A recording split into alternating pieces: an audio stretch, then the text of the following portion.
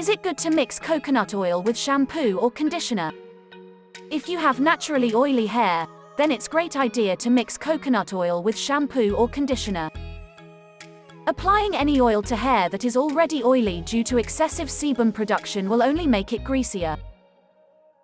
This could result in limp hair that is prone to breakage.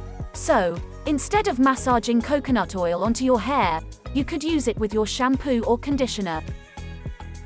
Not only will you get all the benefits of coconut oil, but it will also leave your hair feeling soft and shiny.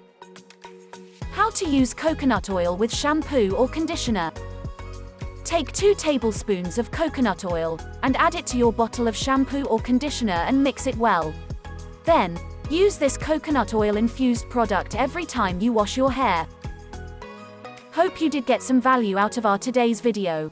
If you really did, hit subscribe button, press the bell icon in order to get regular updates from our channel.